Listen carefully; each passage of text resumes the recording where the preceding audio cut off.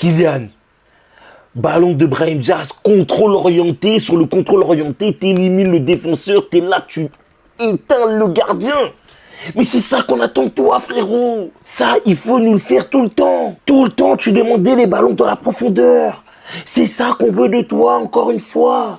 Voilà, c'est pas compliqué. Salut les fumiers, j'espère que vous allez bien. Aujourd'hui, victoire du Real Madrid face à l'Atalanta en Ligue des Champions. Victoire 3-2.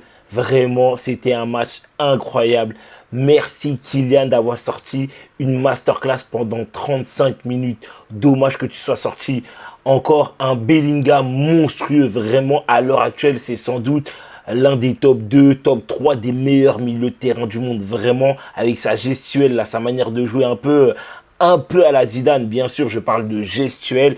Et vraiment, un Vinicius qui joue à 50%, voire même à 40%, qui arrive à marquer un but magnifique et te délivrer une passe décisive. Et franchement, ça fait plaisir. Merci Carlo pour cette tactique qui a bien été menée, bien ficelée. Mais avant toute chose, les amis, n'oubliez pas, comme d'habitude, on n'oublie pas de s'abonner, on n'oublie pas le petit like et le petit commentaire pour me faire kiffer. Sur ce, on va en parler tout de suite de ce match-là parce que franchement, c'est un match de dingue. Bon, les fumiers, il faut le dire, aujourd'hui, c'est la première fois depuis le début de la saison que je vois une tactique qui fonctionne et une tactique qui a été mise en place par Carlo Ancelotti. Oui, il faut le dire. Premièrement, la tactique est bien ficelée, bien amenée et tu as vu des joueurs entamer le match comme il fallait. Enfin, pour une fois, oui, pendant 30 minutes, il faut le dire, le Real a marché sur l'Atalanta. L'Atalanta a beaucoup joué à reculons. L'Atalanta ont eu peur de nous. Alors, est-ce que c'est l'effet Vinicius? Je ne sais pas, parce que je sais que Vinicius, sur une défense, il pèse mentalement. Mais il faut le dire, aujourd'hui, pendant au moins 30 minutes facile, et après, pendant un long petit moment aussi, en deuxième mi-temps, on a vu une équipe du Real Madrid sérieuse. Une équipe cohérente. Défensivement, ça a fait le boulot. Au milieu de terrain, pareil. Et l'attaque, enfin, on a vu des choses bien ficelées, bien organisées. Enfin, on a vu des circuits de passe. Enfin, j'ai vu des jeux en triangle. Enfin, j'ai vu des dédoublements. Enfin, j'ai vu Kylian Mbappé prendre la profondeur. Enfin, purée, mais les gars, aujourd'hui, je vous le dis, je suis content. Aujourd'hui, je suis content. Et je vais déjà commencer par parler de la tactique de Carlo. Aujourd'hui, Carlo, on a senti qu'il a bien analysé cette équipe de l'Atalanta. Oui, parce que tout le monde pensait que l'Atalanta allait presser haut.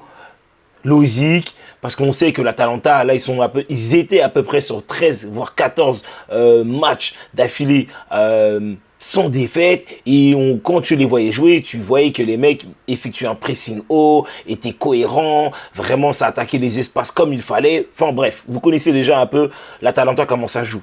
Et là, on sent que Carlo, il a bien étudié ce match-là. Déjà, il faut le dire, je vais vous mettre la compo juste ici. Déjà, il y a un truc qui m'a un peu choqué sur cette compo, c'est que au milieu de terrain, il a joué avec Federico Valverde, Dani Ceballos, Brahim Diaz et Jude Bellingham. Bon, je pense qu'il y a un petit problème sur la formation, mais on sait que Mbappé et Vinicius, ils étaient tous les deux devant en tant qu'attaquants. Pourquoi je dis ça? Parce qu'en fait, moi, je pensais que Valverde, excusez-moi, il allait jouer arrière droit. Parce que forcément, en face, tu avais Lookman. Et il faut le dire, Lookman, il a fait du sale à Vasquez. Vraiment, il a fait du sale à Vasquez. Mais je vais revenir sur ce détail-là après. Et moi, je me suis dit, bon, voilà, Valverde, il va jouer arrière droit. Et forcément, au milieu de terrain, tu feras jouer soit un Luka Modric ou un Arda Güler. Sauf que ça n'a pas été le cas. Du coup, on a joué au milieu de terrain avec Federico Valverde, Dani Ceballos, Jude Bellingham, excusez-moi. Et devant, c'était plutôt Vinicius, Mbappé et Brahim Diaz. Mais, faut le dire, aujourd'hui, la défense a fait le taf. Certes, tu prends 2 buts, effectivement, je pense qu'il y a certaines choses où on peut revenir sur certains détails où je me dis, bon, vas-y les gars, sur ça, je pense qu'il y a une erreur qui ne doit pas être faite. Je pense que là, il y a une erreur de placement, tout ça et tout. Bien sûr, je chipote. Parce qu'après, en face, tu as un adversaire qui est très bon. Mais il faut le dire, défensivement, de manière globale, l'équipe a fait le boulot. Alors pour moi, il y a un maillon faible dans cette défense-là, c'est Lucas Vazquez. Mais déjà, il faut le dire, de manière générale, globale, sur 90 minutes, on a vu une défense cohérente. vraiment, bien sûr, aidé par les milieux de terrain et par moments les attaquants, mais la défense, globalement, moi je l'ai trouvé solide. Je trouve qu'elle a fait le boulot. Franck Garcia, je pensais qu'il allait prendre le bouillon aujourd'hui. Aujourd'hui, il n'a pas pris de bouillon.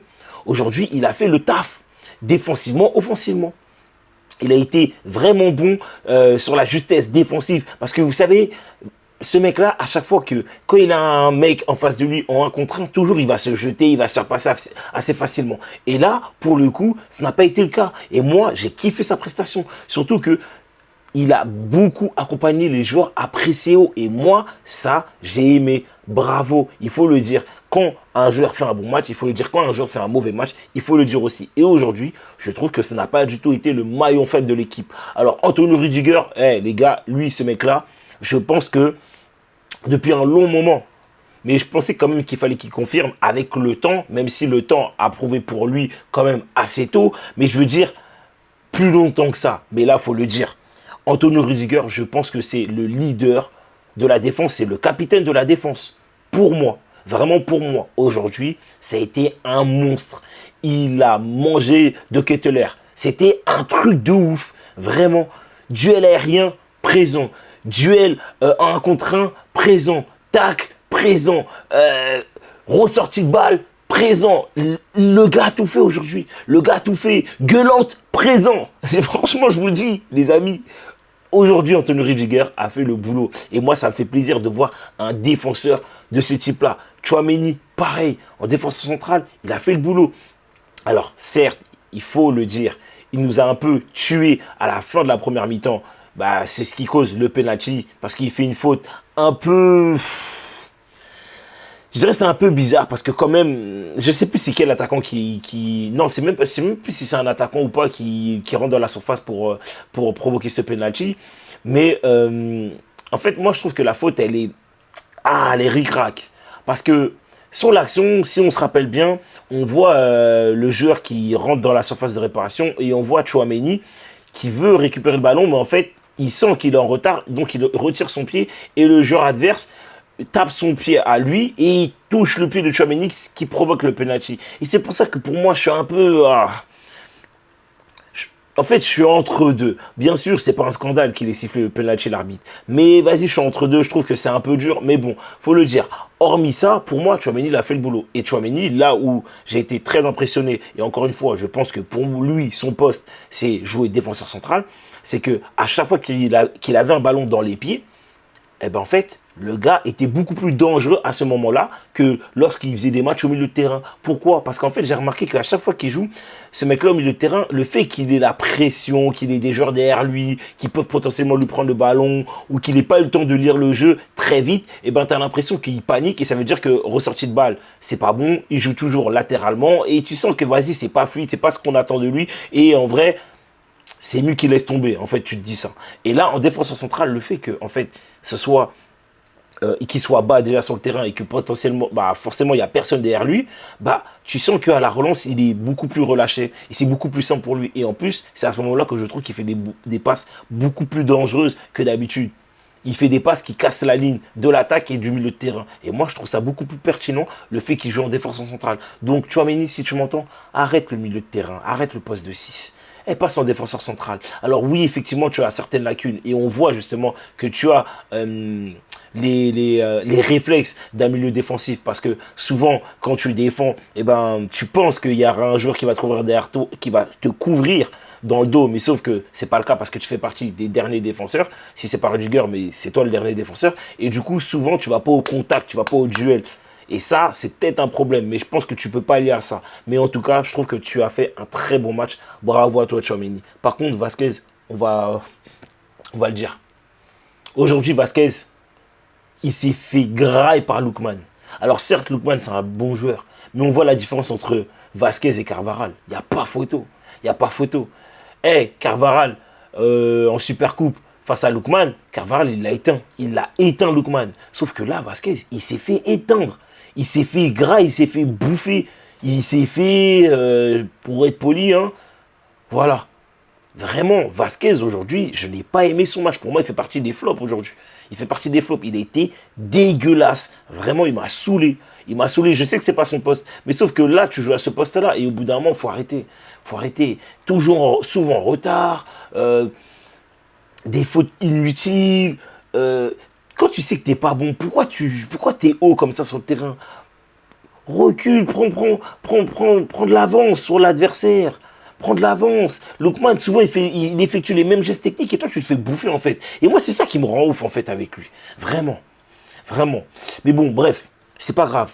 Par contre, les gars, il va falloir qu'on parle du milieu de terrain. Valverde, correctement bon. Mais le pire, c'est Bellingham Ceballos.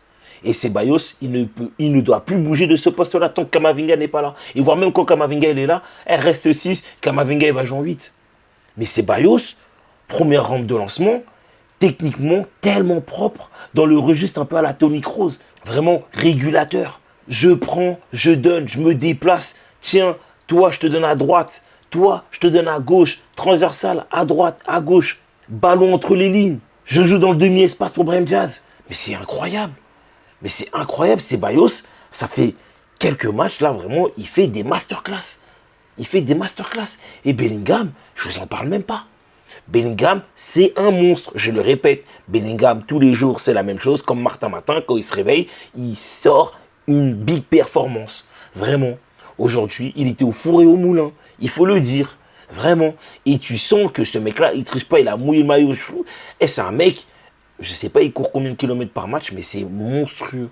Et aujourd'hui, on l'a vu, hein, quand il est sorti, il était carbo. Il a tout donné. Et moi, j'adore ça. J'adore ça encore une fois. Vraiment. Aujourd'hui, on l'a vu très cohérent au milieu de terrain. Et en attaque aussi. À l'image du but qu'il met, bien donné par Vinicius.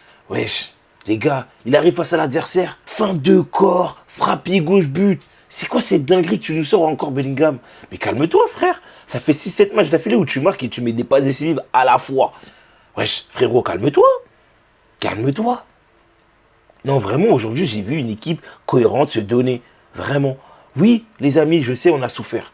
On a souffert en fin de première mi-temps et en fin de deuxième mi-temps. Il n'y a pas de problème. Et il y a des circonstances atténuantes. Vinicius, pas à 100%. Mbappé, pas à 100%. Et on l'a vu se blesser, malheureusement. Rodrigo, pas à 100%. C'est compliqué. Vasquez, c'est pas son poste. Malheureusement, Fran Garça, c'est pas le meilleur à gauche, mais il a été très pertinent dans ce qu'il a fait. On a vu, Tchouaméni, défenseur central, c'est pas son poste, entre guillemets, même si je pense que maintenant, c'est ton poste, frérot. Mais voilà, c'est pour vous dire. Il y a plein de choses. On sent que voilà, il y a des joueurs, ils sont pas frais encore physiquement. Il y a des joueurs qui ont cumulé énormément de matchs et donc forcément de la fatigue. Et là, on va parler de Mbappé. T'as été injouable. Injouable. Techniquement, t'as été juste. T'as perdu aucun ballon.